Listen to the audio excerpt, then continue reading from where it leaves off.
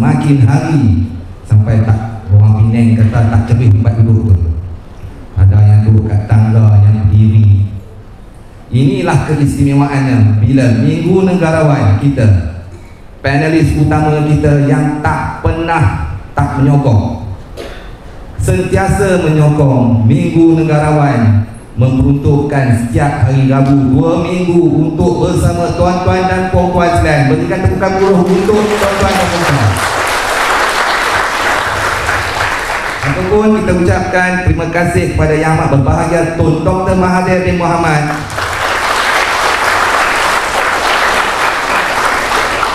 dan panelis jemputan kita. Tun menyemai kebencian apabila wujudnya proklamasi orang Melayu. Mereka kata Tun menyemai kebencian kepada kaum-kaum lain. Hari ini membuktikan, Minggu Negarawan membuktikan Tun Dr. Mahathir memang seorang negarawan. Kenapa? Di siri pertama bukan Melayu yang duduk di sebelah tu, Profesor Dr. Siwa Murugan. Siri kedua Tionghoa pula, Profesor Dr. Teo Kok Siong. Minggu ketiga geng saya lah, geng Mama Hanif Khatri. Dan minggu keempat ini Profesor Dr. Soleha Yaakob bersama dengan kita. Jadi melengkapkan semua bangsa, semua keturunan bersama dengan agenda Tun Dr. Mahathir bin Mohamad. Sebagai pembuka bicara, betul ya, kita bagi dulu pada tetamu kita tuan ya, untuk buka muka dimah bila kita sebut Melayu. Tajuk kita hari ini Prof, Melayu, Sejarah dan Identiti. 2-3 hari ini saya buat juga lah groundwork. Saya tanya orang yang rambut putih macam saya tanya juga anak-anak muda. Bila tanya Melayu tu apa? Jawab mereka Melayu lah. Saya kata Melayu tu apa? Bangsa Melayu lah. Itu jawapan kebanyakan yang jawab. Mereka tak tahu lebih Melayu itu apa. Tahu sebut Melayu itu bangsa. Bila sebut sejarah Melayu, apa yang mereka tahu? Mereka tahu sampai tahap buku sekolah sejarah, iaitu Kerajaan Melayu Melaka. Sampai situ saja. Bila identiti pula tanya, apa itu identiti Melayu? Jawab mereka, Melayu itu cakap Melayu. Melayu itu makan pakai tangan. Dan juga Melayu itu beragama Islam. Jadi saya nak pergi pada Prof untuk mulakan mukadimah kita. Saya tak nak Prof sentuh pasal Melayu lagi. Saya tak nak Prof sentuh pasal identiti. Saya nak Prof sentuh dulu pasal sejarah. Benarkah Melayu ini bermula di zaman Kesultanan Melayu Melaka? Silakan Prof. Auzubillahi minasyaitonirrajim. Bismillahirrahmanirrahim. Wassalatu wassalamu ala asyrafil anbiya'i wal mursalin wa ala alihi wa sahbihi ajma'in. Amma ba'd. Assalamualaikum warahmatullahi wabarakatuh. Terima kasih Tuan Pengerusi Majlis. Terima kasih kepada Ayahanda Tun M kerana sudi bersama saya pada petang yang mulia ini. Sebenarnya saya agak gugup dan agak rasa kecil sebenarnya. Saya berada di samping Ayahanda Tun M yang saya kira sungguh amat berjasa kepada negara kita dan dunia Islam. Berbalik kepada soalan Tuan Pengerusi, bilakah bermulanya sejarah Melayu atau sejarah alam Melayu? Sebenarnya berdasarkan kepada beberapa kajian yang kita lakukan, Melayu itu sudah tua, Melayu itu sudah lama, tetapi ini tidak didendangkan di dalam buku-buku teks kita, di dalam museum-museum kita tidak disebut begitu. Kenapa ini boleh berlaku? Kerana kita telah dijajah. Apakah maksud penjajahan? Penjajahan bermaksud bermain dengan minda. Mereka cuba mengalihkan minda kita, mereka teroraskan minda kita. Disebabkan itulah Orientalis menyebut bahawasanya penjajahan minda ke atas bangsa lain apabila mereka datang ke tempat orang lain disebut sebagai intellectual terrorism. Ini disebut oleh Edward Said dan disetujui oleh Ibn Warraq. Itu takrifan saya secara ringkas. Sebenarnya Melayu itu sudah ada sebelum lahirnya Nabi Isa AS.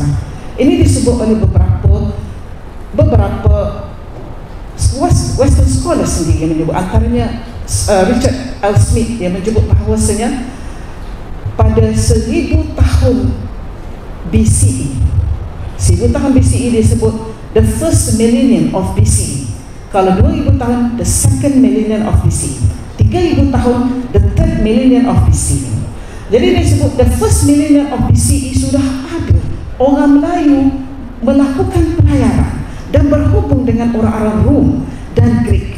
Dan orang-orang Rom belajar bagaimana untuk membuat kapal dan berlayar di lautan dan membaca bintang-bintang daripada orang Melayu. Itu daripada Western scholars. Dan kenyataan-kenyataan begini banyak disebut di dalam penulisan-penulisan Western scholars ataupun orang bukan daripada Asia Tenggara. Tetapi malam, bila di dalam negeri kita sendiri tidak disebut begitu.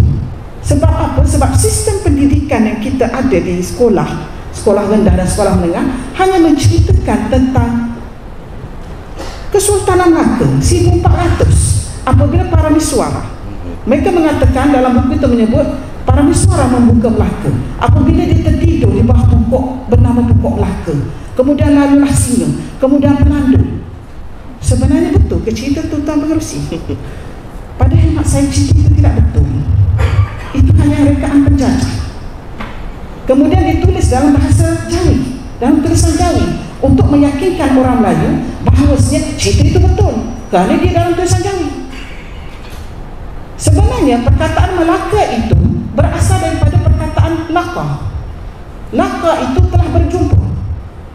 Dan bahasa Arab, Laka itu telah berjumpa tu. Kemudian mudaratnya ialah yalti. Bila tambah mim, dia jadi Malqa. Asalnya nama Melaka itu Malqa. Sebab itu kita jumpa perkataan Malaka di Portugal. Tempat perjumpaan di timur adalah di Melaka. Tempatnya nama Malqa. Bukannya disebabkan para miswara tertidur di bawah pokok Melaka. Dari sudut bahasa. Dan begitu juga Tuan Pengerusi, perkataan kalah. Kalah itu adalah perkataan paling lama sekali yang digunakan terhadap Kedah. Kan kalah itu, kalau orang Arab panggil kalah, Cina panggil Cia, kalau Kandaran India. Kemudian nama-nama lain digunakan lagi untuk menamakan Kedah itu. Tetapi perkataan kalah itu asalnya bukan kalah, kal'ah. Perkataan ini disebut dalam inskripsi Shah Mansur sekitar 1300 BCE.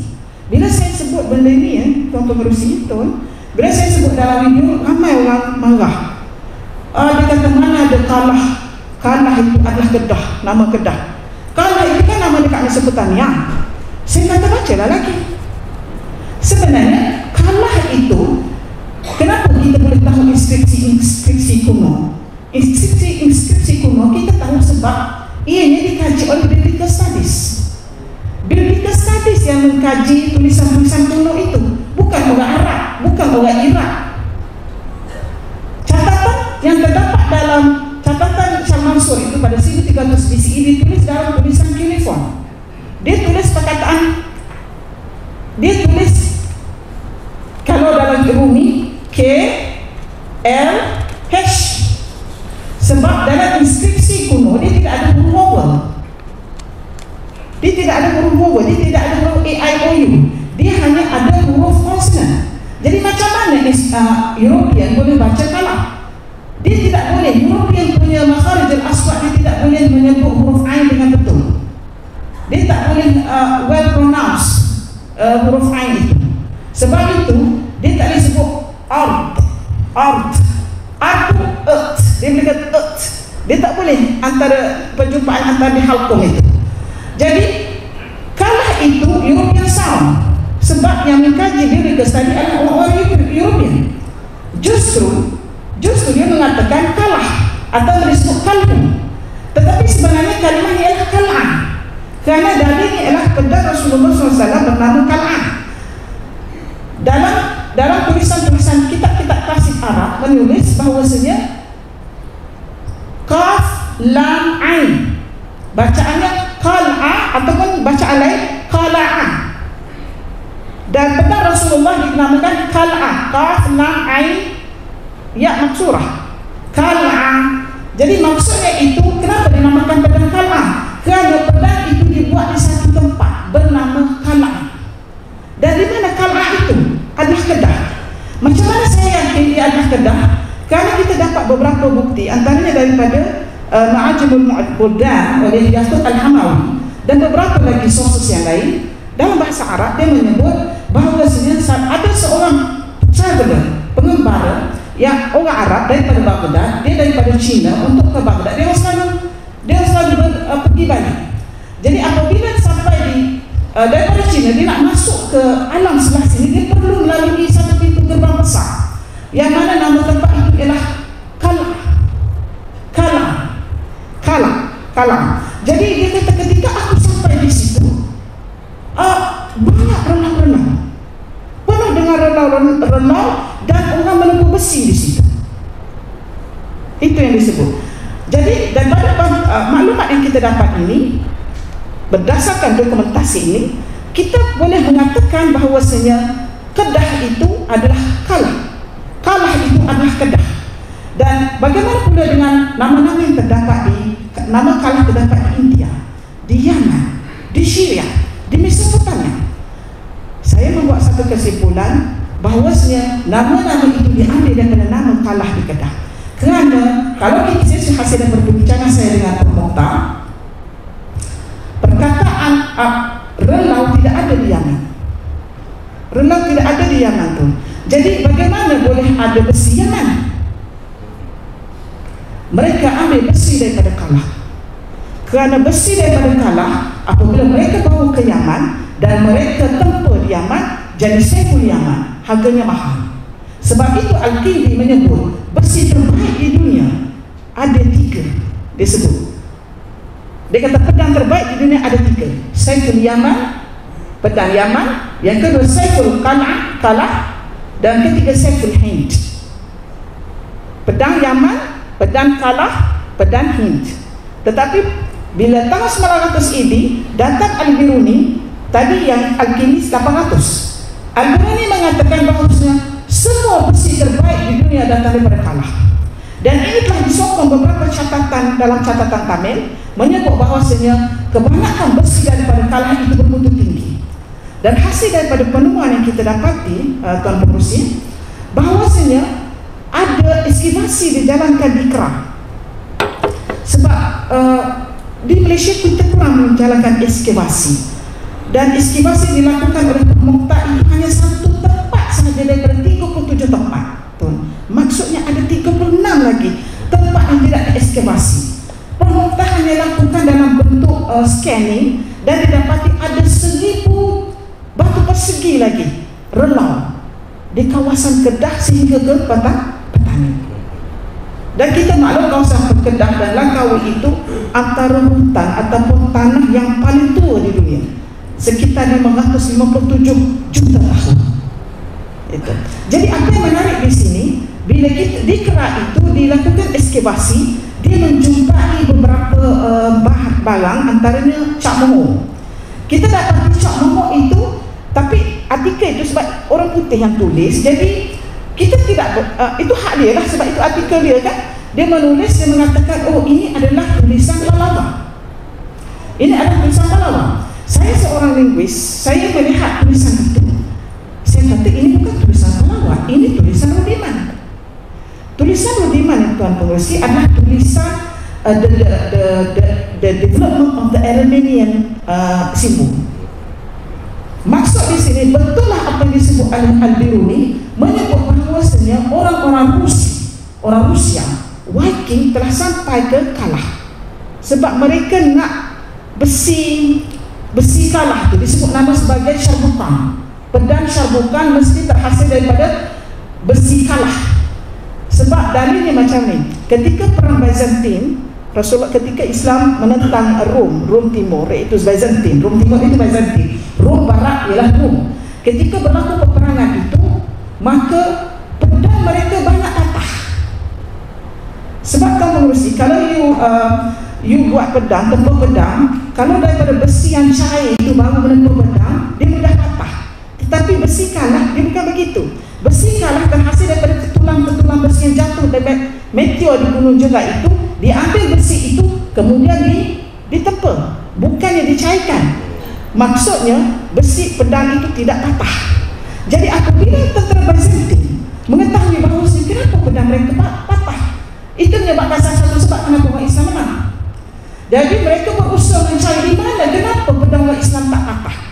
Itulah terbongkarnya bahawasanya pedang Rasulullah itu pedang kalah, iaitu daripada kalah, di mana Rasulullah dapat daripada harta rampasan perang daripada Bani Qainuqa. Bani Qainuqa itu Yahudi yang ada di Madinah. Macam mana orang Yahudi boleh dapat daripada pedang itu? Saya berpendapat, dan insyaAllah kita akan dokumentarikan benda ini, ketika 1300 BCE itu ialah ketika Al-Islam masuk. Ketika Nabonidus itu sekitar 800 BCE. Jadi dia ada, ketika itu mereka menawar orang Yahudi dan orang Bani Israel bawa ke Babylon sebagai hamba. Jadi kemungkinan besar mereka mendapat warisan daripada datuk mereka. Maksudnya di sini kalah ataupun besi yang dileburkan, yang terdapat di Sungai Batu di Kedah itu sudah lama, iaitu sebelum zaman Nabi Isa AS. Itu betul apa yang ditemui oleh Prof. Mukhtar sekitar 788 BC. Terima kasih Prof. Wow, hari ini baru kita tahu. Saya sekarang baru tahu, rupanya pedang Rasulullah besi itu datangnya daripada Kedah. Patut orang Kedah sebelah kita ni semua legend-legend berani semua. Selepas tu ada pula Sanusi sekarang ni, patut berani-berani. Tahniah pada orang Kedah. Apa lagi satu Tuan, saya rasa kecil sangat ni Tuan. Apabila Prof duk panggil tuan pengurusi, padahal pengurusi saya duk tengah-tengah. Hari ini saya jadi pengurusi Tuan Okey Tuan, apabila Prof dah bercerita bagaimana buku sejarah kita bercerita hanyalah dan bermula daripada tahun 1400 ketika para Meswara bersandar di bawah pokok, dan kegemilangan Melayu, kerajaan Melayu itu seluruh kebanyakan rakyat Malaysia tahu bermulanya daripada kerajaan Melayu Melaka tu. Daripada pelayar ataupun pengelilingi dunia yang dipanggil nama Panglima Awang, sama ada betul ataupun tidak, wallahu a'lam, Profesor boleh betulkan nanti. Dengan adanya pula Hang Tuah bersaudara, hebatnya zaman Melaka ini, pusat perdagangan terbesar ketika itu pun kerajaan Melayu Melaka tu.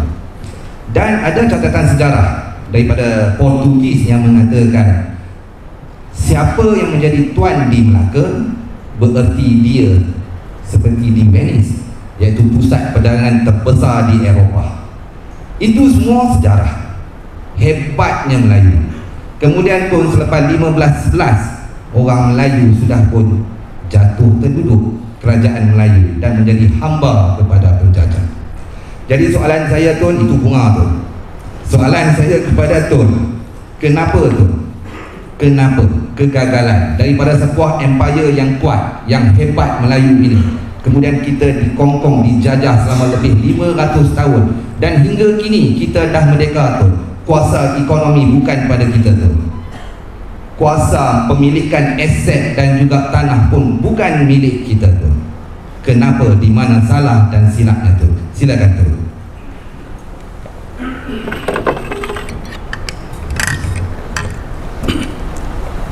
Assalamualaikum. Boleh.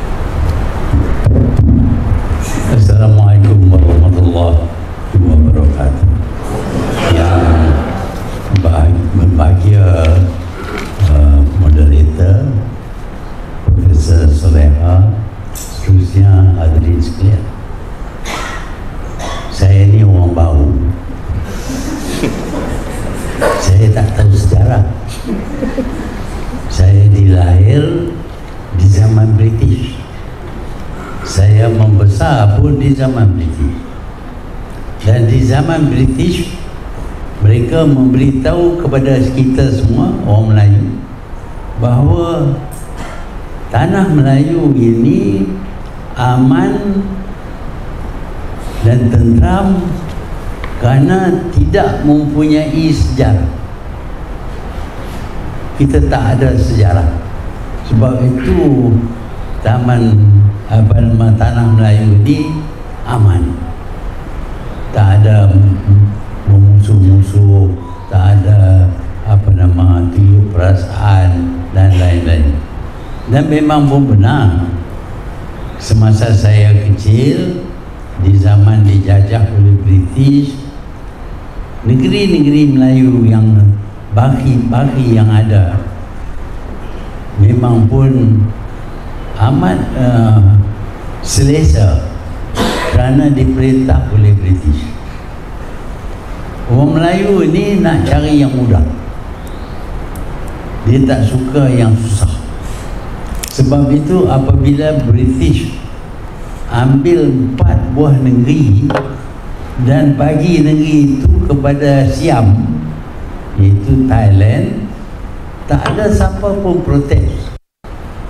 Tak ada gerakan anti-British ataupun ada rusuhan dan sebagainya. Kita tentram. Kenapa kita tentram? Kenapa tidak ada protes? Kerana orang Melayu pada masa itu pun suka berpecah belah.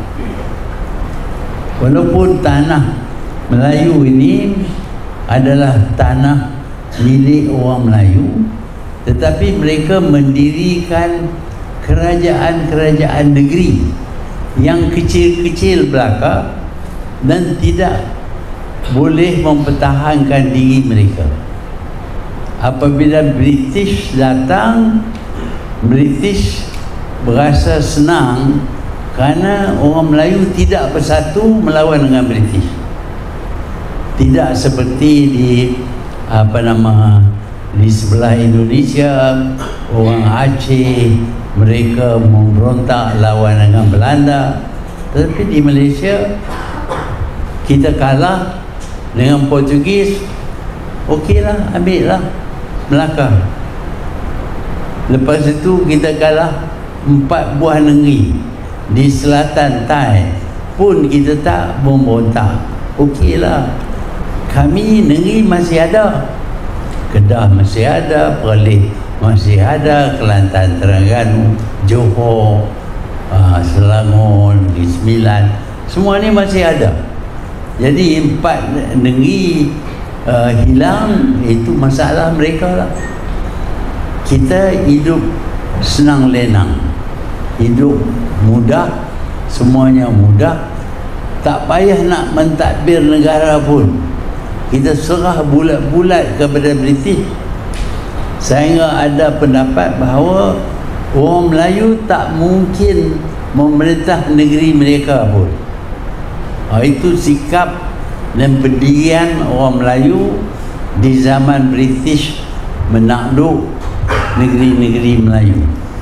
Pada masa itu pun kita dah hilang bukan saja 4 buah negeri di selatan Thailand, di utara Kedah dan Perlis dan Kelantan, tetapi kita juga hilang Kepulauan Riau, Rio Lingga. Kepulauan Rio Lingga ini dimiliki oleh negeri Johor, tapi dia ditawan oleh Belanda dan kita tak protes, tak kata apa, okeylah. Kita apa nak peduli, itu dia orang duduk bawah Belanda. Kita masih Johor, kita Johor, orang Johor lah. Kita hilang Rio Lingga, kepulauan yang lebih besar daripada Singapura. Itu sikap kita. Kalau orang nak santas tangan kita pun, kalau tak sakit, okeylah. Yang masalahnya bila sakit saja. Dan kita jarang berasa sakit. Sejarah ini berulang sepanjang masa. Setelah kita mencapai kemerdekaan pun, kita tak segan-segan mencantas Pulau Singapura untuk dijadikan sebuah negara Cina. yang dimiliki oleh orang Cina. Tetapi Singapura itu adalah milik negeri Johor. Tak ada protes, tak ada negeri yang protes, tak ada kesatuan Melayu pun yang protes. Kita nak cari jalan yang senang sampai ke sekarang ni. Sekarang ini saya nampak, saya bagi pendapat bahawa dalam jangka masa 10 tahun saja, 2 kali pilihan raya, tak ada lagi tanah Melayu. Sejarah kita akan tamat 10 tahun lagi. Kenapa dia akan tamat? Karena dalam jangka masa 10 tahun orang Melayu sudah tidak ada kuasa di tanah Melayu. Tanah Melayu ini akan dikuasai oleh pihak lain, kaum pendatang, dan mereka pula akan tukar nama tanah Melayu ini menjadi negara berbilang kaum, Malaysia. Adalah juga bunyi-bunyi macam Melayu, tapi Malaysia lah. Dan Malaysia ini bukan kepunyaan orang Melayu. Ada orang yang menulis dan berkata orang Melayu patut terima hakikat bahawa tak ada lagi tanah Melayu. Tak ada banyak protes, tak ada orang yang nak turun ke jalan-jalan untuk memprotes bahawa ini adalah negeri Melayu. Perlembagaan kita menyebut bahawa ini tanah Melayu. Tanah Melayu yang dimiliki oleh orang Melayu yang rata-rata beragama Islam. Tak ada protes. Sampai sekarang ini kita masih sokong. Saya sedih. Saya nampak orang Melayu jangan kata nak sokong, nak keluar undi pun tak mau, nak hilang negara. Tetapi tak apalah, kita tak usah berkacau lah, biar-biarlah. Kita macam kita saja. Apa dia macam kita? Kita jadi orang miskin, pengemis, minta sana minta sini, harap kerajaan bagilah. Kita orang Melayu miskin kena dapat duit daripada kerajaan secara percuma. Tak payah kita nak memberontak, nak pertahankan negara kita. Itu sikap yang ada kepada kita. Sebab itu saya berpendapat selepas 2 pilihan raya kita akan hilang tanah Melayu. Kita akan ada hanya Malaysia yang dimiliki oleh 3 kaum yang besar. Orang Melayu, orang Cina, orang India. Bila kita kata dia dimiliki oleh 3 kaum, itu kenyataan secara mulut saja. Sebenarnya di antara 3 kaum ini besar kemungkinan 1 kaum yang akan memerintah. Kerana mereka ini kaya, rajin, kuat dan mempunyai semangat perpaduan mereka yang cukup kuat. Hari ini pun kita lihat mereka sudah menjadi lebih kuat daripada kaum-kaum yang lain. Walaupun mereka menuntut supaya negara kita ini dikenali sebagai negara berbilang kaum, tetapi bukan berbilang kaum. Dia akan dimiliki oleh 1 kaum saja. Ini yang akan berlaku. Tetapi kebanyakan daripada orang kita merasa okeylah. Hakikatnya ini bukan tanah Melayu lagi. Mereka yang ada duit, mereka yang kaya, mereka yang kuat, mereka yang berilmu, mereka yang mempunyai politik, kuasa politik yang canggih, mereka akan miliki negara ini. Tanah Melayu, tak ada tanah Melayu. Jadi sejarah kita yang kita dengar tadi bermula dengan nama-nama seperti Kalah ataupun Kedah, itu zaman dulu. Apabila satu bangsa mencerita berkenaan dengan kegemilangan masa dahulu mereka, ini adalah pengakuan bahawa hari ini mereka tidak gemilang lagi. Sebab itu dia sebut di zaman dulu macam-macam orang Melayu boleh buat apa saja. Tapi itu pengakuan bahawa sekarang ini orang Melayu tak boleh buat. Sehingga nak pertahankan negara kita ini bukan dengan nyawa kita dah, dengan mengundi. Itu pun kita tak mampu nampak. Saya realis, saya pegang kepada kenyataan.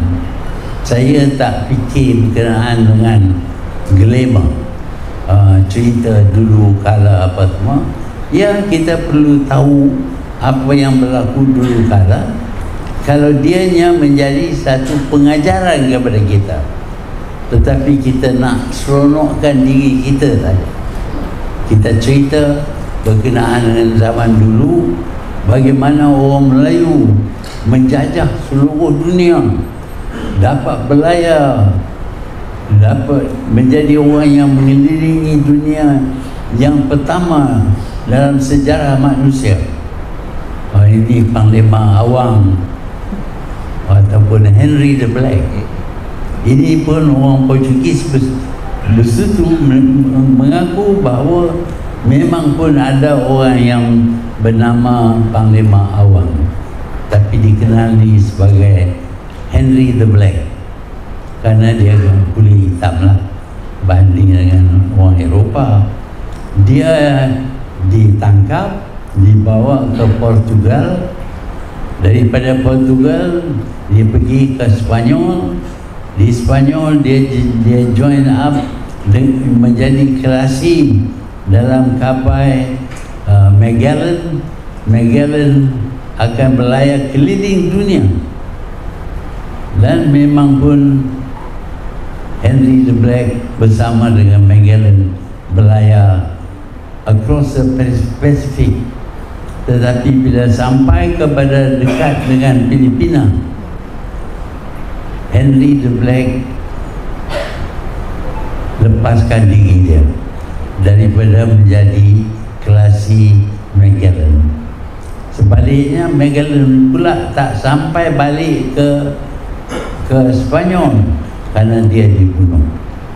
Bermakna bahawa yang mengelilingi dunia pada kali pertama ialah Henry the Black. Kita bangga, kita sebut. Itu sejarah. Hari ini kita ada juga satu orang nama dia Azhar. Dia pun belayar juga. Tapi di mana dia sekarang? Apakah dia terkenal? Bolehkah kita berbangga selama-lamanya dengan pelayaran Azhar? Saya nak beringat, kalau kita tak sedar berkenaan dengan sejarah, kalau kita tak sedar dengan keadaan kita sekarang, maka sejarah kita akan tamat. Dan benarlah seperti yang dikatakan oleh British, negara ini aman kerana tidak mempunyai sejarah. Terima kasih.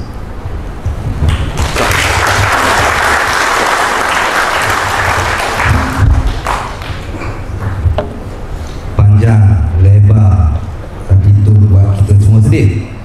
Kerana apa Tun? Saya masih ingat ramalan-ramalan yang Tun selalu bercakap, kesemuanya menjadi kenyataan. Seperti mana 2020 UMNO tidak akan berkuasa lagi, bagaimana Donald Trump akan kalah dalam pilihan raya. Kali ini Tun kata pula 10 tahun lagi Melayu akan hilang kuasa dan hilang tanah Melayu itu sendiri. Tapi apa pun Tun, saya yakin Tun, pengganti-pengganti tun yang berani bercakap. Seperti ada di sini Cikgu Pat ada di sini, Papa Gomo ada di sini, ABY ada di sini, ada lagi 2-3 orang tu baju merah tu. Ini semua anak-anak muda, pemimpin-pemimpin muda yang akan terus bercakap, menyedarkan anak bangsa kita supaya kita nafikan 10 tahun kata Tun Melayu akan hilang tanah dan kuasa. Kita kena sama-sama buktikan yang Melayu boleh. Okey Prof, bila Tun sebut tadi Tun agak sedih dengan sikap orang Melayu, saya nak bawa balik Prof ke sejarah balik. Bila kita sebut orang Melayu cukup, macam Tun cakap tadi lah, cukup suka cerita sejarah. Terutamanya bila saya duk tengok macam Iskandar Zulkarnain, hebatnya Iskandar Zulkarnain. Bila tanya orang lah, ada yang kata Melayu, ada yang kata Arab. Tetapi saya nak tanya Prof, apakah hubung dan kaitan Iskandar yang hebat itu dengan alam Melayu, dan bagaimana semangat kehebatan Iskandar Zulkarnain boleh diserapkan kepada orang Melayu di bumi Malaysia sekarang ini, Prof? Silakan Prof. Terima kasih Tuan Moderator. Saya nak tukar. Okey, bila disebut Zulkarnain, saya tak nak letak Iskandar, saya letak Raja Zulkarnain. Sebab Raja Zulkarnain itu nama disebut dalam Al-Quran, dalam surah Al-Kahfi. Dalam catatan buku-buku tafsir menyebut bahawasanya Zulkarnain ini adalah seorang Raja Himyar. Di manakah Himyar? Yaman sekarang. Dulu dia tak ada nama Yaman, dia ada nama Himyar, dia ada nama Sabak, dia ada nama Hadramaut. Apabila digabungkan ke 6 kingdoms yang besar-besar ini, maka wujudlah perkataan Yaman itu.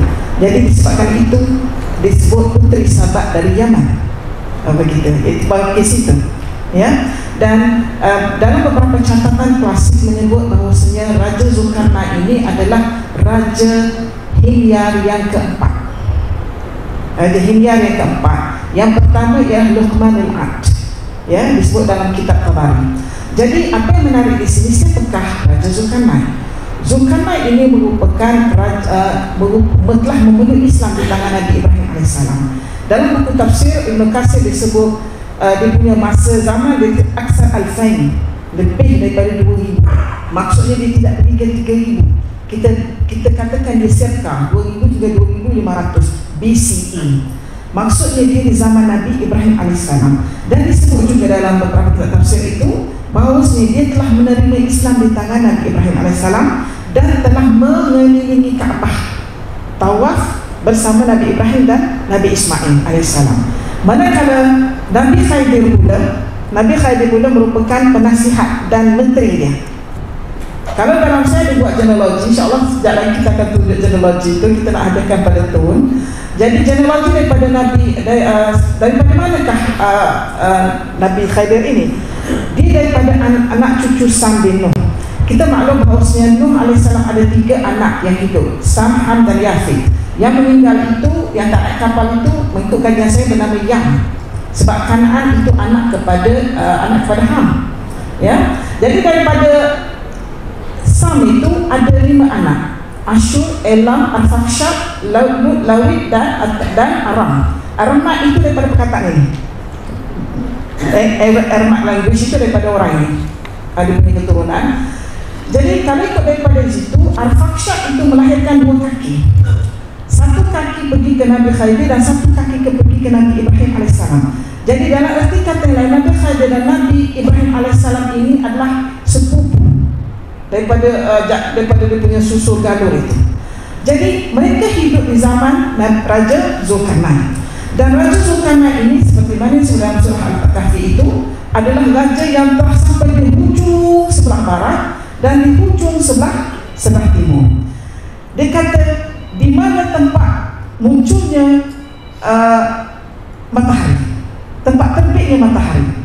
Kalaulah Tuan Moderator rasa di mana tempat mula-mula muncul matahari itu, tiap-tiap pagi kita tengok matahari, dari mana dia terbit? Rasa-rasanya. Rasa-rasanya? Rasa-rasa. Mau tanya saya? Rasa-rasa. Rasa Tuan Moderator kat malam. Kalau bangun timur lah kot. Timur, daripada mana dia muncul? Contoh, saya tak faham. Daripada mana? Negeri mana muncul matahari? Negeri mana pada muncul sekali? Saya cuma tahu timur. Timur. Ada yang kata di Jepun kan, negara matahari terbit. Sebenarnya bukan di Jepun, di Pulau Kiribati. Pulau Kiribati. Kiribati. Dia adalah di sebelah lagi, sebelum Jepun lagi. Dan Kiribati di bawah jajahan US sekarang ni. Sebenarnya itu tempat muncul matahari. Maksudnya di sini ujung sekali dia dah sampai, ujung sebelah barat pun dia sudah sampai. Untuk sampai ke Pulau Kiribati itulah, kalaulah betul lah yang disebut itu Kiribati kan, dalam peta itu disebut itulah Kiribati tempatnya, dia mesti lalu Kedah. Sebab semenanjung Malaysia ni dia macam gateway, pintu gerbang besar untuk menuju ke alam satu lagi, Timur Jauh, ke Jepun, ke China, ke Korea, ke Taiwan. Dia mesti melalui kita. Sebab dulu dia orang tak lalu, masa zaman BC dia orang tak lalu Selat Melaka.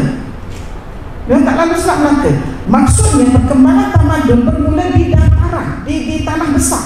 Kita ada tanah besar. Adapun Jawa, Sulawesi, Pulau Jawa itu semua ialah pulau.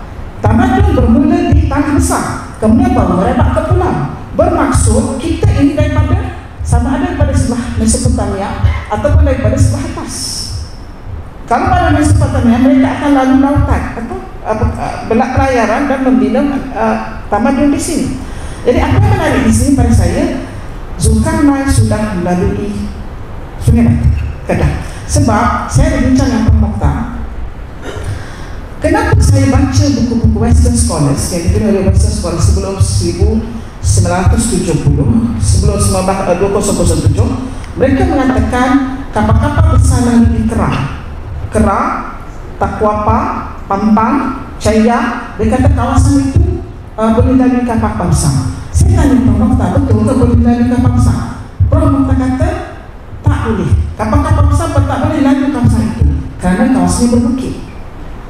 Sebab daripada Semenanjung Malaysia yang tersambung kan kita ada banjaran Titi Wangsa. Titi Wangsa itu maksudnya tuan-tuan titi bangsa. Titi bangsa, Wangsa itu adalah bangsa. Tok nenek kita duduk di atas tempat tinggi, membina kerajaan di situ. Sebab bawah ini airnya tinggi. Jadi dia kata tak boleh lalu Kerak. Kapal-kapal kecil boleh, sungai-sungai dia kecil. Jadi di mana dia lalu? Dia lalu melalui Sungai Batu. Sebab ada 3 sungai di Sungai Batu itu. Kalau kita cari dalam Google pun tak jumpa. Sebab orang tak jumpa lagi. Jadi tak ada dalam Google. Siapa yang jumpa Prof. Mokhtar? Dia kata daripada Sungai Batu ada 2 sungai tembus ke Teluk Siang dan 1 sungai tembus ke Kelantan, ke Citu. Sebab itu kita ada dengar dalam catatan Al-Batutah menyebut bahawasanya Ibnu Batutah telah sampai ke Kuala Kerat. Macam mana dia boleh sampai ke Kuala Kerat? Mesti dia melalui jalan itu, jalan daripada yang sungai yang kedua. Sebab itu kita ada cerita kalau kisah Kelantan, legenda Kelantan itu Puteri Adruja. Sebenarnya dia punya tempat pemerintahan di Kota Grahi. Kota Grahi itu di Kerak. Apabila kalah dengan Sukhothai akibat dia memenggal kepala Raja Sukhothai pada waktu itu, setahun 2 tahun kemudian anak yang raja itu membalas dendam, menyerang balik Puteri Adruja ini dan mereka terpaksa undur ke belakang. Jadi masa tu Tuan Moderator, dia tidak ada boundary. Kedah, Kelantan, Terengganu tak ada boundary. Mereka hanya turun bawah sikit ke kawasan ke negeri Sekebumbungan, nama kawasan itu, dan membina negeri Citu itu, kerajaan Citu di tanah merah itu. Dan bermulalah kerajaan itu. Tapi sebelum itu sebenarnya sudah ada. Kita tidak ada dalam catatan kerana kita terlalu bergantung kepada maklumat daripada British. Kita terlalu bergantung kepada maklumat daripada British. Sebagai contohnya tentang kisah Parameswara, kita dimomokkan mengatakan Parameswara itu Hindu. Kerana apa? Kerana namanya Parameswara. Itu hanyalah panggilan yang ditulis oleh Tommy Paris dalam Sumaoreta. Dia menulis Pamitra, kemudian disebut Parameswara. Itu adalah bukan Hindu itu. Parameswara adalah orang Islam. Orang Islam. Dan dikata Parameswara baru memeluk Islam 1300 baru Islam, 1414 kan. Sebenarnya Islam sudah ada. Kalaulah 1262 terbentuknya sebuah kerajaan Islam Samudra Pasai, ada raja dari Samudra Pasai itu 1262 oleh Malik Salih Zahir itu, maksudnya sudah ada hubungan dengan Abbasiyah. Macam mana boleh ada nama raja di Samudra Pasai itu 1262? Maksudnya Islam sudah datang lebih awal. Dan kita dapati ada dalam catatan menyebut ketika zaman Rasulullah SAW sudah ada dihantar rombongan sahabat-sahabat Nabi ke kawasan ini, dan mereka pergi ke Petani, ke Kedah, ke Campak, ke Terengganu. Sudah ada, tetapi maklumat ini tidak diberitahu di dalam buku-buku catatan ataupun buku teks sekolah di negara kita, menyebabkan anak bangsa kita tidak tahu di mana asal-usul bila Islam bermula. Maka mereka mengatakan Islam bermula apabila Parameswara membuat Islam 1300. 1300 sudah lewat, Tuan Moderator. 1300 Ibn Khaldun dah lama dah siap buku catatan di Al-Muqaddimah. Sudah ramai graduan yang keluar daripada Universiti Al-Qarniyun yang ditemukan oleh Fatimah Al-Fatih itu. Masakan kita baru mengenali Islam seolah-olah kita tidak berpadu. Saya melihat ini adalah gambaran negatif yang diberikan oleh Barat supaya anak-anak kita bangsa Melayu merasa kecil, tidak megah, tidak merasa besar dengan kehebatan yang ada pada tok nenek mereka, dan ini melahirkan satu masalah psikologi dan menjadi penakut. Sebab itu apa disebut oleh yang betul tadi, tidak ada satu tunjuk perasaan, tidak ada satu kita melakukan apa perjalanan yang menunjukkan Singapura hak kita, Thailand, Selatan Thailand itu hak kita. Kenapa? Karena kita takut. Itu saja. Karena kita takut. Kenapa kita takut? Karena kita sudah selesa. Cukuplah, dah ada dah ni, kita makan minum hidup sudah dah, jaga diri sendiri. Itu sikap kita. Sebab itu kita tidak berani. Kenapa itu berlaku? Walaupun untuk nenek kita hebat, kerana penjajah bercalang pemikiran kita. Itulah intellectual terrorism yang cukup percaya oleh mereka.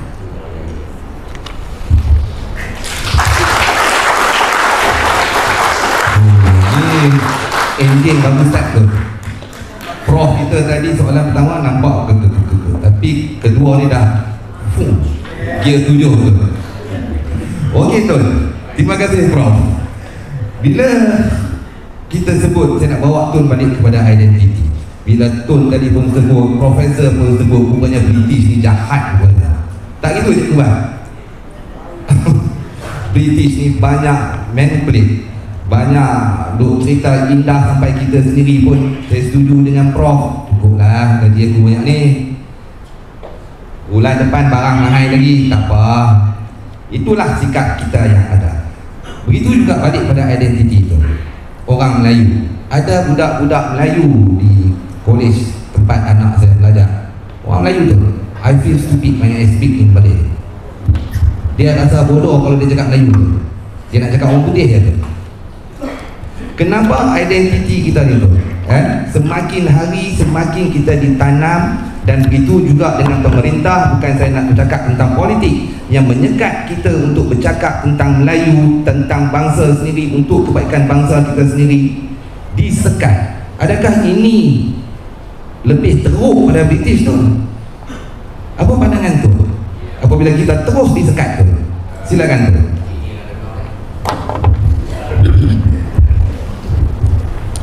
Ya benar. Di zaman British saya lah, tak tahu orang lain, saya merasa bebas. Saya bergerak dalam arena politik masa belasan tahun dan tak pun ditangkap, tak pun disoal oleh polis. Saya ke sana sini berkempen menolak cadangan British untuk buat Malay Union. bagi saya, kalau dijadikan Malaysia ini sebagai Malay Union, negara kita ini bukan lagi negara kita. British akan membawa masuk orang asing dengan begitu ramai, dan kita tak mampu nak bersaing dengan mereka. Kita akan kalah. Kita akan jadi puak yang miskin, dan orang asing ini menjadi puak yang kaya. Sebab itu saya menentang cadangan British, tapi taklah kena tangkap pun.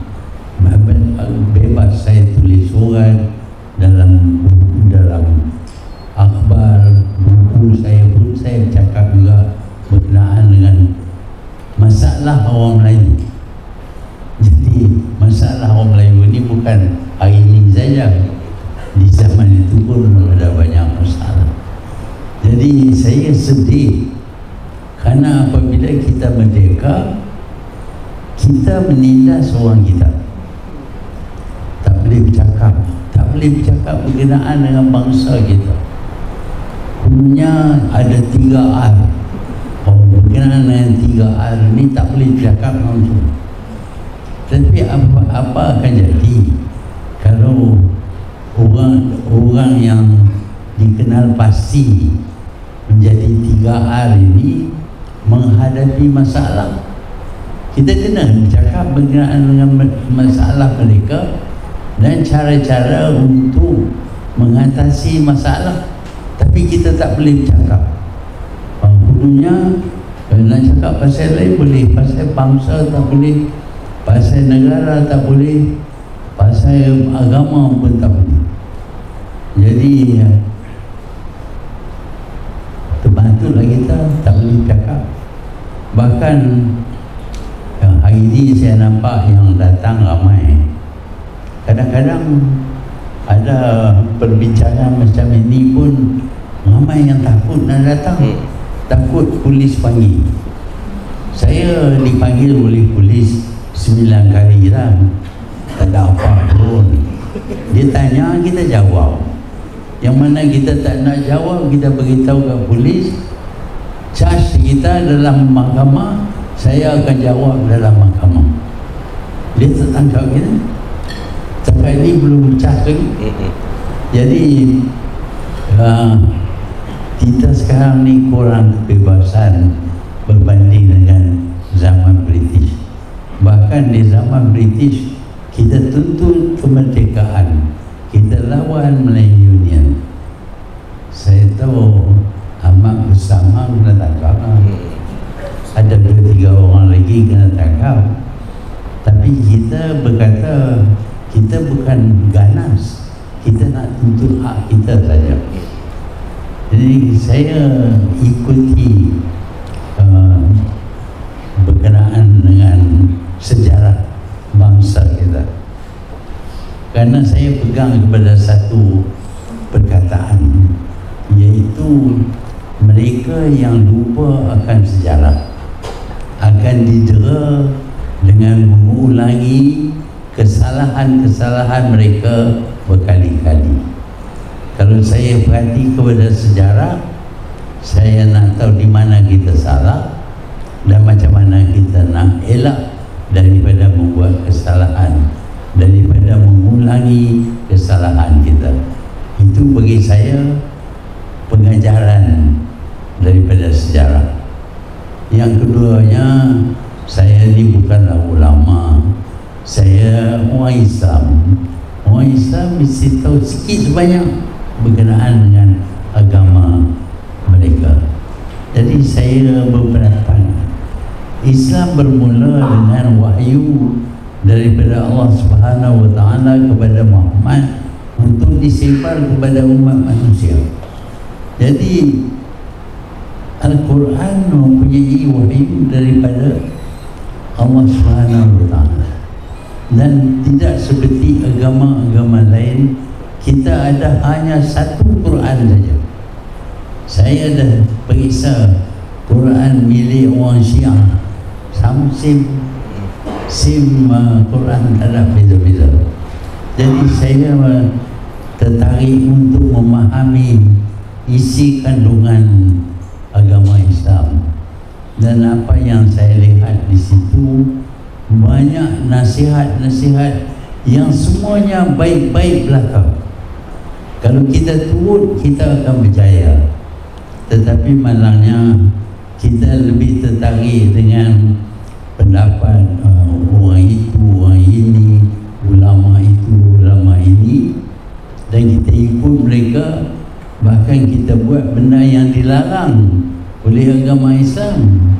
Jadi kalau orang Islam gagal, bukan kerana agama, mereka gagal kerana mereka menentang agama mereka sendiri.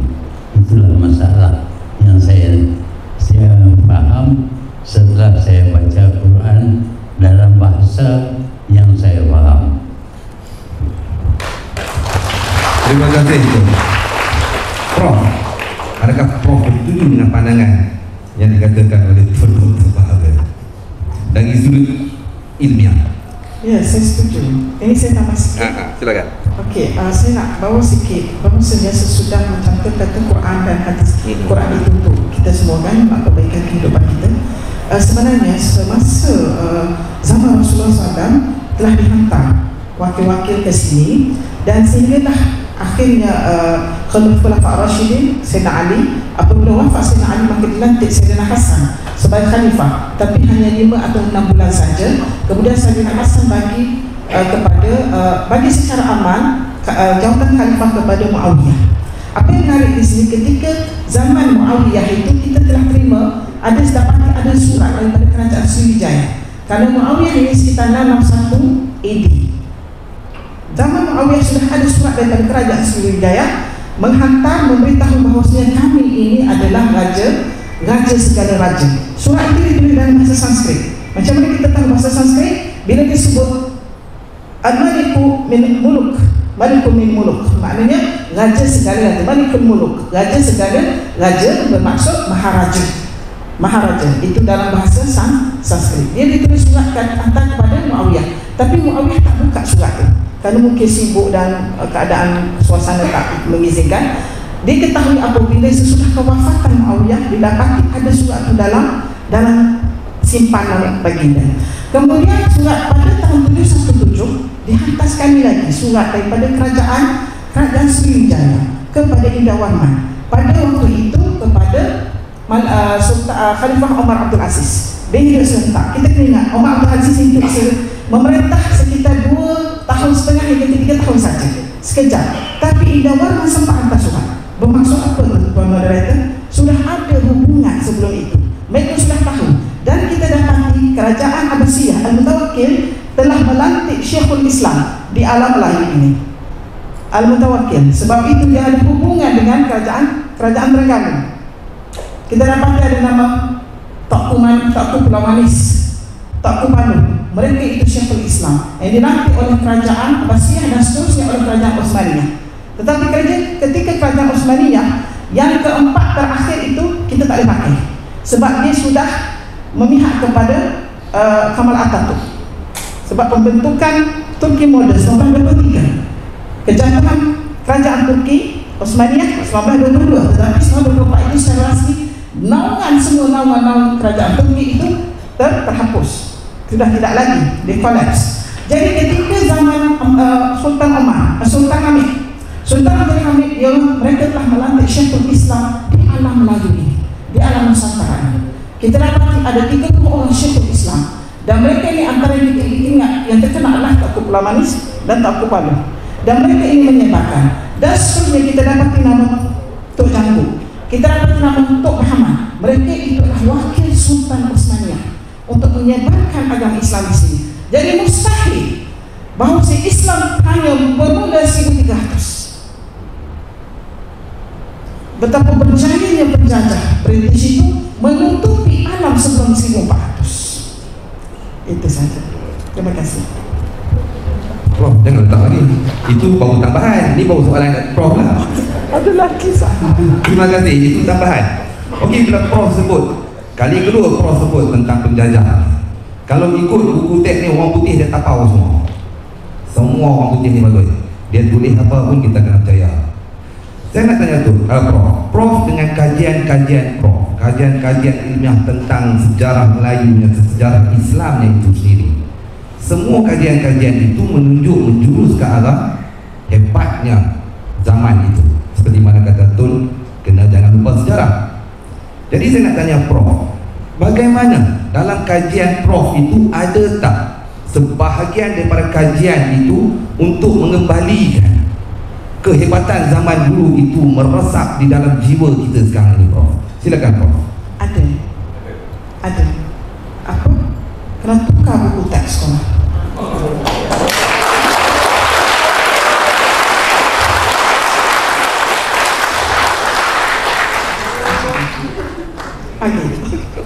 Kena tukar buku teks sekolah, terutama buku teks yang cerita pasal manusia. Dia kata manusia berasal daripada monyet kan? Semua malang sekali. Kita bukan daripada monyet. Kena tukar itu. Allah Ta'ala punya tu. Bila alam lain nak tukar buku-buku sekolah itu, bahawasanya manusia itu bukan daripada monyet. Sebab mana teori dalam itu kita kena tolak. Hasilnya apabila dalam surah Al-Baqarah ayat 30, Auzubillahi minasyaitonirrajim, wa idz qala rabbuka lil malaikah inni ja'alun fil ardi khalifah qalu ataj'alu fiha man yufsidu fiha wa yasfiku ad-dima wa nahnu nusabbihu bihamdika wa nuqaddisu lak qala inni a'lamu ma la ta'lamun.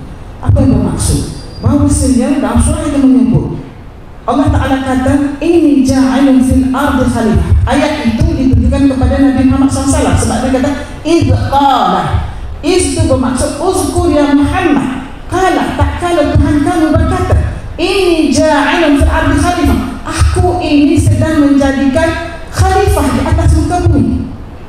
Allah Ta'ala sebut khalifah mufrad, satu, singular. Allah Ta'ala tak sebut khalifatain, tak sebut musanna, tidak sebut dua. Allah Ta'ala tak sebut khulafa, tak sebut banyak, tak sebut plural. Allah Ta'ala sebut khalifah, satu. Kemudian dia kata qalu, mereka bertanya ataj'alu fiha, kau nak menjadikan lagi ke wahai Rabbal Jalil? Nah, malaikat guna hamzah. Malaikat tak bahasa Arab, dia guna hamzah, dia tak guna hal. Dalam kaedah nahwu, kalau guna hamzah bermakna makhluk itu sedang jadi.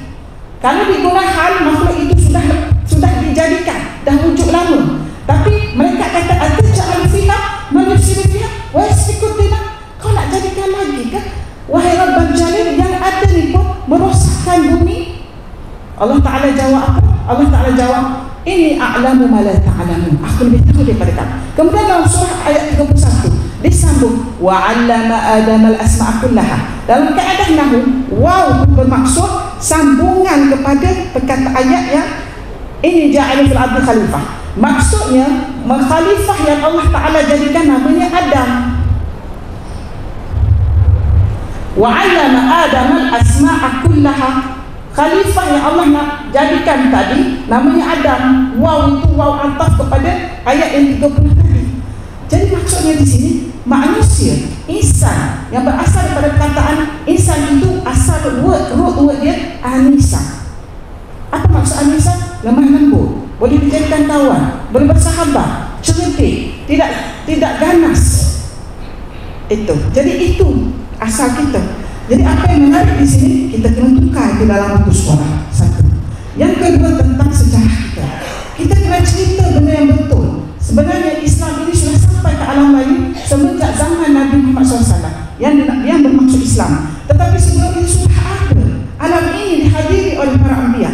Antara Nabi Ibrahim, Raja Zulkarnain, Nabi Sulaiman, mereka telah sampai ke alam lain. Tetapi benda ini tidak diberitahu dalam buku-buku sejarah kita, kerana ia tercatat dalam buku-buku sejarah kitab-kitab tafsir, dan even sehinggakan orang tulis juga menyebut tentang perkataan, tentang kisah-kisah ini. Antara ialah perkataan Opek. Opek itu adalah ledang, di mana Nabi Sulaiman alaihissalam telah datang ke kawasan ini, telah mengambil emas di kawasan ini, dan ini disebut oleh banyak daripada ahli-ahli sejarah dunia Arab dan dunia Barat. Tetapi benda ini tidak sampai ke generasi kita, tidak sampai ke Malaysia.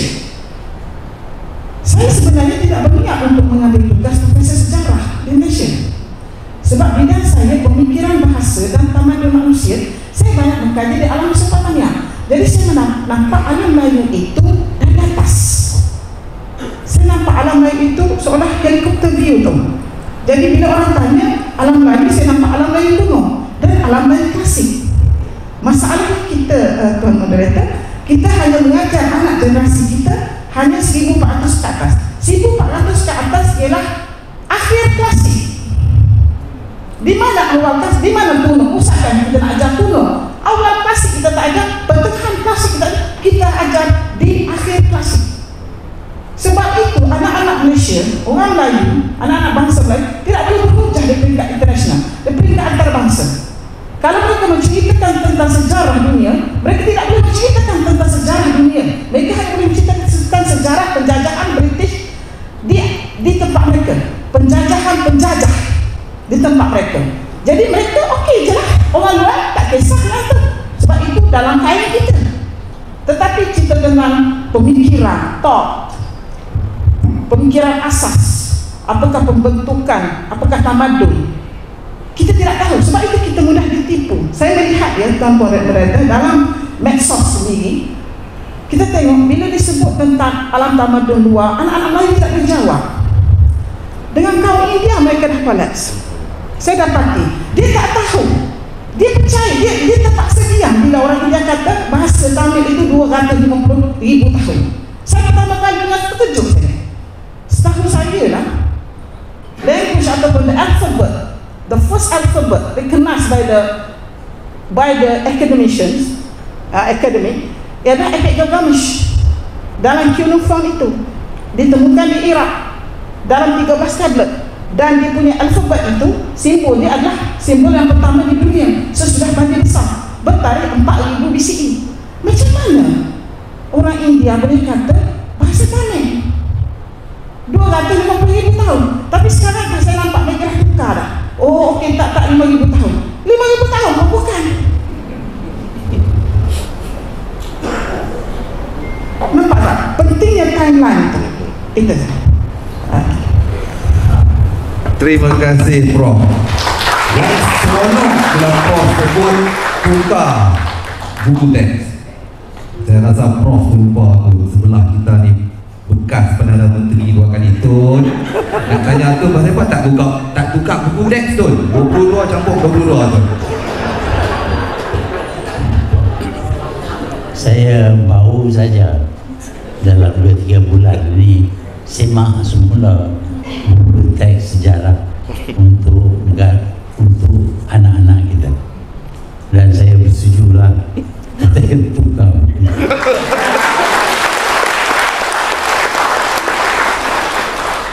Termasuk juga ajaran agama dalam sekolah. Tekanan ajaran agama dalam sekolah ialah berkenaan dengan fardu ain, iaitu kita kena sembahyang, puasa, zakat, kerja haji, mengucap. Itu untuk diri kita di akhirat. Kalau kita patuh, kita pegang kepada 4-5 perkara ini, kita tak berdosa lah, karena kita tunaikan apa yang diwajibkan. Tetapi banyak lagi ajaran Islam yang terdapat dalam Quran yang tak pun diajar di sekolah.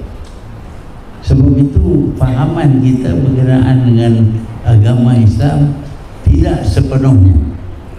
Kita kurang faham tentang fardu kifayah. Saya biasa kata satu daripada pelajaran yang disuruh kita, diwajibkan ke atas kita ialah belajar berkenaan dengan sains dan matematik. Kalau baca dalam Quran dia tak sebutlah sains dan matematik. Tapi kalau kita nak buat senjata di zaman Nabi, kita nak buat pemanah, kita nak buat tombak, kita nak naik kuda, itu semua kita ada pengetahuan. Di zaman ini kita tak boleh guna pemanah, tak boleh guna tombak, tak boleh guna pedang. Kita nak guna pesawat terbang, pesawat pejuang, kapal perang, tank, armored car. Ini semua memerlukan ilmu dalam bidang sains. Kalau kita tak ada ilmu dalam bidang sains, kita gagal nak buat senjata kita sendiri, kita pergi nak beli senjata daripada musuh kita. Orang yang nak jual senjata ni bukanlah kawan baik kita, dia nak cari duit aja. Dia bagilah senampang yang buruk-buruk tu bagi kepada kita. Sebab itu kita tak boleh menang dalam peperangan, pasal kita tak tahu nak buat senjata sendiri. Sebab tu saya kata Quran suruh kita belajar sains dan matematik. Kita tahu yang pertama yang disampaikan, wahyu yang pertama yang disampaikan kepada Rasul ialah Iqra. Iqra bermakna baca. Tapi dia tak kata baca berkenaan dengan agama saja. Dia kata baca. Apa dia nak baca waktu tu? Baru saja sampai agama Islam baru sampai kepada Nabi. Ada buku, ada kitab. Tak ada orang yang tulis-tulis kitab ni datang kemudian. Pada masa itu orang Arab baca apa yang dia boleh dapat. Termasuk dia baca ilmu-ilmu orang Yahudi, orang Arab dan juga orang Kristian pada masa itu. Tapi apa yang kita lihat, mereka berjaya menawan dan mendirikan satu tamadun yang terbesar sekali. Tetapi sekarang ini kita tak belajar itu. Kita kata itu tak diperlukan. Saya minta maaf lah, saya fikir nak pertahankan umat Islam, kita mesti ada ilmu sains, mesti ada ilmu matematik. Sekarang ni nak lontar roket nak pergi ke bulan, nak lontar roket nak pergi ke International Space Station. Kita tak nampak pun benda tu, tapi kita nak lontar, macam mana direction dia? Kalau kita tak tahu matematik, kita tak boleh lontar kita punya roket sehingga dia bertemu dengan International Space Station. Dia boleh masuk dalam situ, duduk situ berhari-hari. Inilah yang terjadi kepada Pak Syekh kita. Dia pun kena lontar juga dan dia balik selamat. Tapi dia balik selamat kerana ada ilmu. Kalau tak ada ilmu, kalau kita buat roket di rumah, di belakang rumah kita, carilah mercun banyak-banyak, pasang mercun tu di roket buatan kita dan kita cuba naik. Apa jadi bila meletup mercun tu, yang tu kita tengoklah kita boleh naik ke bulan ataupun tidak, kerana kita tak ada ilmu.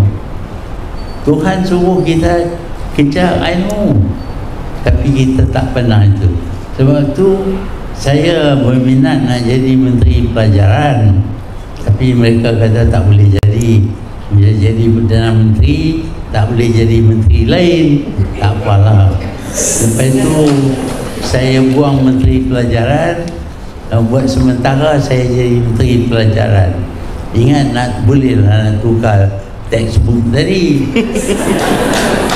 Tak ada nak tukar textbook, terlucut jawatan. So minta maaf lah. Kali ketiga nak jadi Perdana Menteri tak boleh lah. Dah umur dah 98, dah hege-hege, nak berjalan pun tak kuat dah.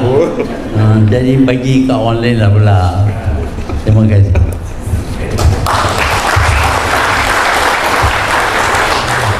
Dengan tanya saya tadi itu, nampak? Jawapan yang cukup bernas.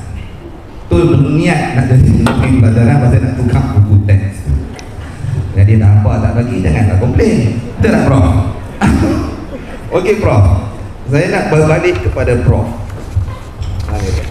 Bila Prof sebut tadi tentang India, bahasa Tamil, saya pun memang dah ada soalan saya lebih kurang tu. Rupanya Prof ada ilmu kasyaf dengan soalan. Tapi soalan saya bunyi lain sikit lah. Apabila orang Melayu, sejarah Melayu sentiasa di belakang, oh kononnya ini budaya India, Melayu cedok budaya India, tulisan pun cedok tulisan daripada India, habis hilang tulisan Batak lah, tulisan apa, semuanya orang luar. Bila Tun kata tu betul lah, dan British sentiasa menanamkan pemikiran pada kita ni semua baik, semua baik, tak apalah, biar-biar lah. Benar ataupun tidak Prof, dari sudut ilmiah kita semua hanyalah terpengaruh dengan budaya tulisan daripada India? Silakan Prof. Tidak, kita ada identiti. Saya bagi contoh bukan tulisan ya. Tempat latih gajah, tempat latih gajah ada di Kedah sudah ada sudah lama ada. Dibuktikan bahawa tempat latih gajah di Kedah itu tidak ada pengaruh India, tidak ada pengaruh latih gajah di India. Berbeza dengan tempat latih gajah di India. Maksudnya tempat latih gajah itu adalah hasil daripada inovasi orang Melayu, orang Kedah. Dah berzaman dulu. Kawasan-kawasan kita ni di Kedah, kawasan Kelantan, di selatan Thailand tu banyak gajah. Sebab itu dalam surat Indawarman dan surat sebelum itu ditulis, kami mempunyai 1000 gajah.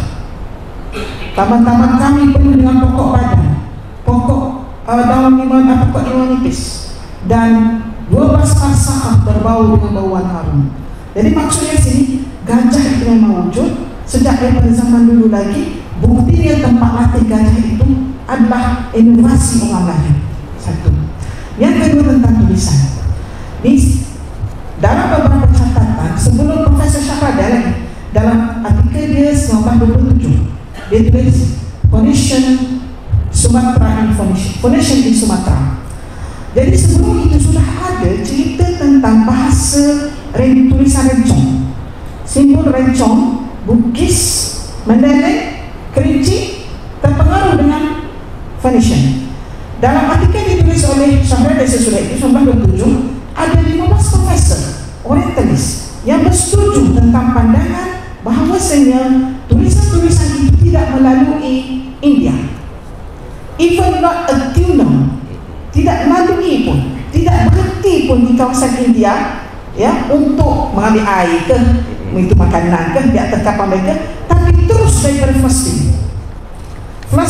Phoenician ini ada dua pendapat. Mereka itu daripada orang Palestin ataupun mereka itu orang Lebanon sekarang ini. Jadi pendapat kami mengatakan mereka ialah orang Yugari. Apabila kalah berperang dengan orang Aram itu dan Syekh sekarang, mereka turun ke bawah. Dan satu lagi berpandangan mereka ini daripada Babylon, kampung Nabi Yunus di Ninaweh. Apabila mereka kalah, mereka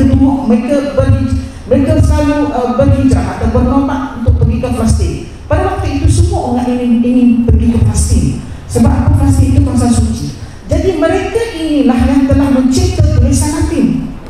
The first alphabet invented by Phoenician. It's not by Greek, it's not by European, it's not by Latinos. No. Satu. Kemudian orang ini jugalah mencipta warna ungu tertua di dunia. Dia ambil warna ungu daripada kulit Murex. Kulit Murex dia diorang kumpul dapat daripada sepanjang Teluk Egan itu. Kalau anda dapat 8,000 kilo kulit Murex, maka anda akan memperolehi 1 kilo warna ungu. Dan warna ungu itu lebih mahal, 1 kilo warna ungu lebih mahal daripada emas. Sebab itu orang-orang Phoenician ini boleh berkawan dengan tok nenek kita. Tok nenek kita pun kaya. Tok nenek kita kaya tu. Sebab apa? Sebab tok nenek kita banyak emas. Bumi emas. Dia boleh pergi pagi, balik petang, bawa emas beberapa kilo. Itu tok nenek kita. Sebab tu dia boleh membina kapal-kapal besar. Tuan moderator, nak bina kapal besar ni, you kena duit banyak kan? You nak berlayar dekat lautan bertahun-tahun. Dari sudut kesihatan, dari sudut jaga, dia punya awak-awak. Masa tu tak ada mesin, semua guna tarik-tarik, semua guna tenaga orang. Jadi perlukan orang yang ramai dalam kapal tu. Sebab tu kapal tu mesti besar. Jadi dia mesti kaya. Orang kaya saja dapat berlayar di lautan besar. Dan orang kaya ini ialah tok nenek kita ni yang berlayar di seluruh dunia ini. Mereka berkawan baik dengan orang Phoenician. Dan mereka ini belajar buat kapal mula-mula sekali dengan orang bangsa ni. Sebab tu nama kapal Melayu yang pertama tu Fenisi. Tapi bila saya sebut dalam video, orang seberang. Dia kata Fenisi tu kapal kami, kapal orang Bugis kami. Saya jawab, iyalah, itu kamu baca sekarang, kamu kena naik sikit lagi baca timeline tu. Itu sebenarnya. Jadi apa yang menarik di sini ialah kita ada tamadun yang besar, tetapi kita sudah dirosakkan tamadun kita oleh penjajah demi penjajah. Apabila penjajah datang, tuan, dia seolah menutupi tanah. Dia tutupi. Pertama kali ialah Belanda, tutup. Kemudian kedua Portugis, tutup. Ketiga British, tutup lagi. Dah 3 kali tutup lah. Kemudian dia datang lagi, tutup. Kemudian sebelum tu Komunis, Jepun, berapa kali tutup? 5-6 kali tutup. Bacakanlah, kita nak jumpa yang ke atas, yang bawah sekali tu. Itu adalah kita tak jumpa. Satu. Yang kedua, kita berjalan membuat eskalasi. Kerajaan tak benarkan kita, tak bagi banyak. Saya tak tahu kenapa. Eskalasi untuk cari dalam-dalam tu. Sebab tanpa benda ini, dia tidak memerlukan bukti. Justru itu kita tidak ada satu sifat jati diri. Jadi bila jumpa candi tu, semua orang lain jadi kecil je. Alah, kan? Jadi rasa kecil sebab alah betul lah Buddha tu Hindu kan. Ada yang tanya saya tahu pasal candi Koras itu, Bukit Koras itu. Saya kata Bukit Koras itu pulau dulu. Sekarang kalau kita tengok Google Earth, Bukit Koras itu 7 meter. Yang sekarang 4 meter. Yang ini kawasan daerah rendah. Maksudnya apa? Kalau 1200 tahun yang silam, dia kata 1200 tahun, ada 800 AD. 800 AD masa zaman Sriwijaya. Maksudnya kawasan itu dalam laut. Maknanya kalau candi itu dibangun oleh pedagang-pedagang daripada India. Kalaulah betul itu candi yang mereka kata daripada India.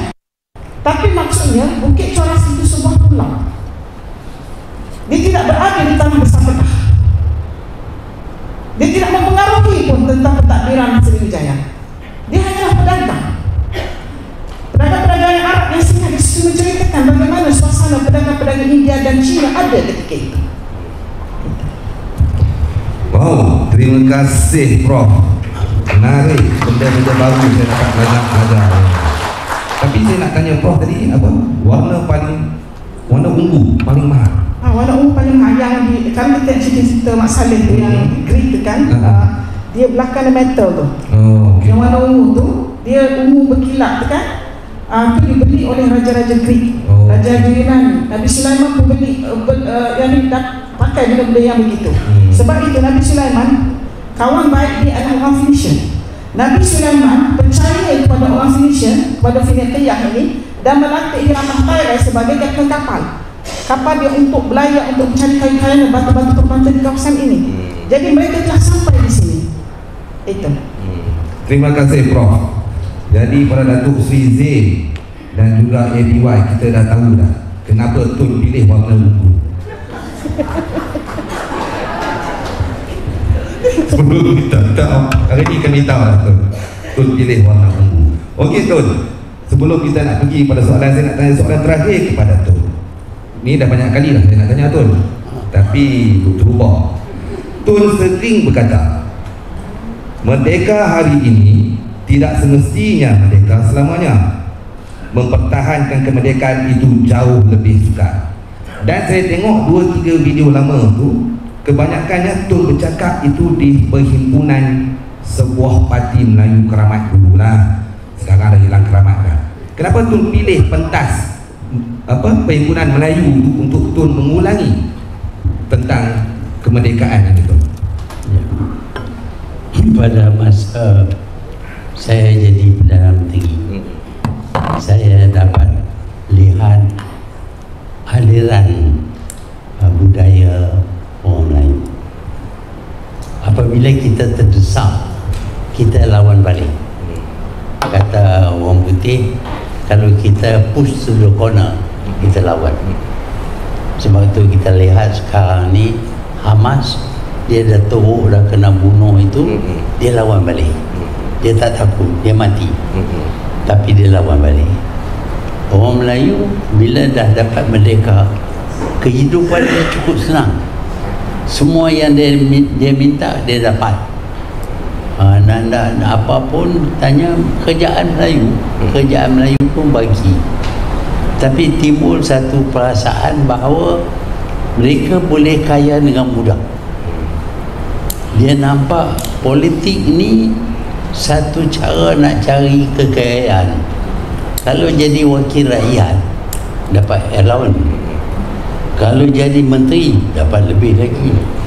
Kalau dapat jadi Perdana Menteri, boleh balik cukup-cukup lah. Bukan saja dapat duit, boleh curi pun. Jadi bila dia jadi senang begitu, dia punya semangat nak lawan hilang. Dia tak ada ujian nak tunjuk kekuatan dia. Semakin lama dia nampak semakin mudah untuk nak berjaya. Cuma jadi ahli politik saja, dapat jadi menteri, okey lah. Jadi kita jadi semakin lama semakin lemah, tak boleh nak pertahankan diri kita. Kita nampak benda yang kita boleh, kita ambil.